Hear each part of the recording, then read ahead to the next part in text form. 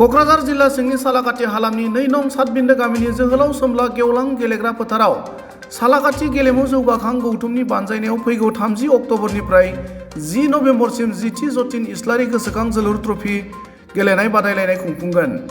30 October खालारखालि मेहेरगोनां हाबाफारिनि गेजेरजों बेखेवजेननाय गेलेनाया पर्बतजरा एफसि आरो सान्दियागाव मार्सेल एफसिनि गेजेराव जागोन होनना खुंफुं आफादनि आफादगिरि लक्ष्मीनाथ ब्रह्म आरो एमसिएलए देरहासार बसुमतारिया खौरांगिरि मेलनि गेजेरजों मिथिहोदों।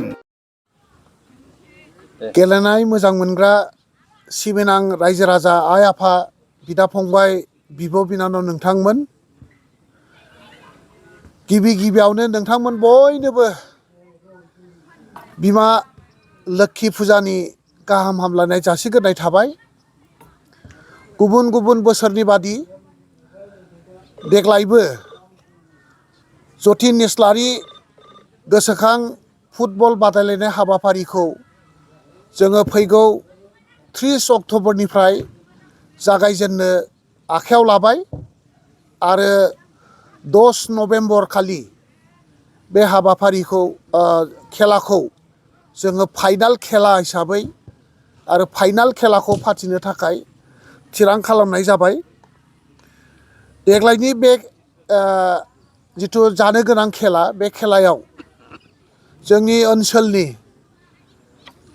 नामि दामि आरो गोख्रों फुटबल गेलेग्रा 12था क्लाबनि गेजेराव जोङो बे बादायलायनायखौ खुंनो आखायाव लाबाय आरो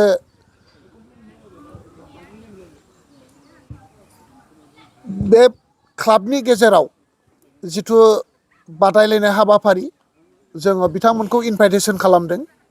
इनभाइटेसन खालामनानै लेंना लाबोनाय जादों आरो जोङो बिथांमोननो गेलेनायनि मोनसे सुबिदा होदों आरो जोंनि बे ओनसोलनि रायजो राजाफ्रा जाहाथे बयबो लैहोर आगोल समनि बादि बे खेलाखौ नायफैनानै गेलेग्रा बिथांमोनखौ गोसो दुंगा होनो थाखाय जोङो नोंथांमोनखौ खावलायबाय आरो गेलेग्रा जाय बिथांमोनहा गेलेनो फैगोन बिथांमोननोबो जोंनि सालाकाथि स्पर्ट्स प्रमटार ससाइटिनिफ्राय गेलेनो राजि जानायनि थाखाय जोङो धन्यबाद होबाय।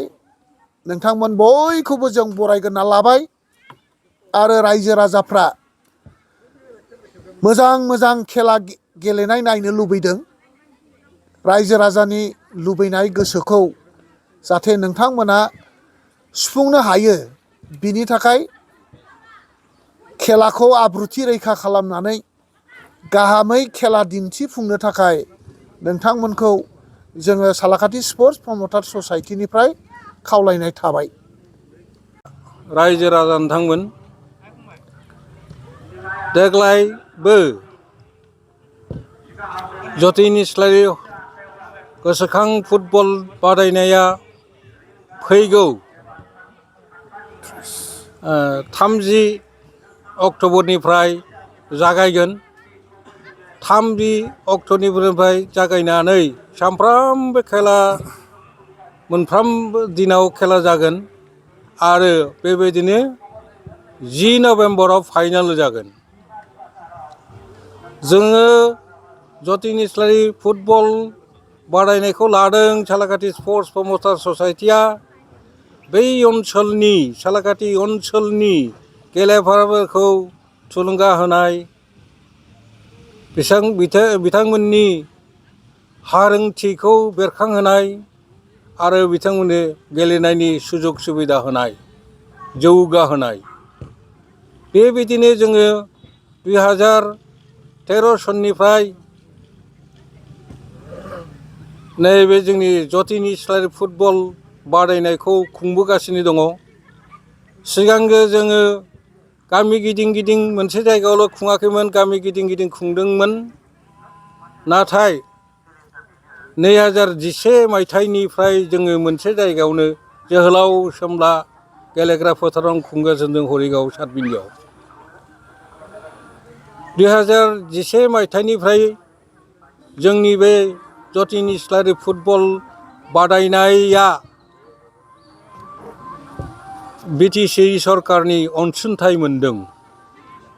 बे अनसुंथाइजों जों खुंगासिनो दङ आरो जोङो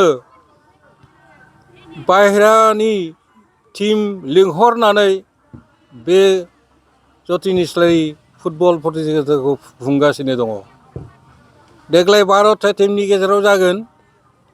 गुबुन गुबुन जायगानिफ्राय जों हांख्रायहरदों। जोंनि ओनसोलनि मोनब्रै दल थागोन। बे मोनब्रै दलखौ जों सायख'दों। सिगांग्रो सालाकाथि ओनसोलनि फुटबल क्लाबफोरनि गेजेराव मोनसे बादायनाय फुटबल कम्पिटिसन खुंनानै जाय दला सेमिफाइनालाव गाखोदोंमोन मोनब्रै दल, बे मोनब्रै दलखौ जों नैबे जतिनिस्लारि फुटबल बादायनायाव बाहागो लानो खाबु होदों। बेनिखायनो देग्लाय गाजा गोमजायै बांसिन खुंनो नाजादों।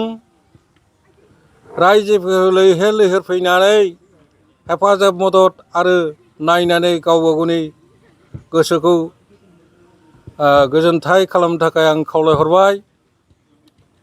फै जों 10 थारिखनिफ्राय जानो गोनां 30 अक्ट'बरनिफ्राय जानो गोनां बे जतिनिस्लारि फुटबल बादायनायखौ बयबो लैहोर लैहोर नायनानै रंजाथाय लानि। जतिनिस्लारि बादायनायाव जाय फाइनालाव देरहागोन बे फाइनाल देरहानाय दलनो जोङो 40,000 बान्था होगोन आरो मोनसे ट्रफि। आरो लोगोसे जाय टिमा जेनगोन बे टिमनो जोङो 25,000 रां बान्था होगोन, लोगोसे गंसे ट्रफि होगोन। आरो बिनि लोगोआव दंबावो बेस्ट प्लेयारनो सासेनो जोङो होगोन 5,000 रां बान्था आरो ट्रफि गंसे।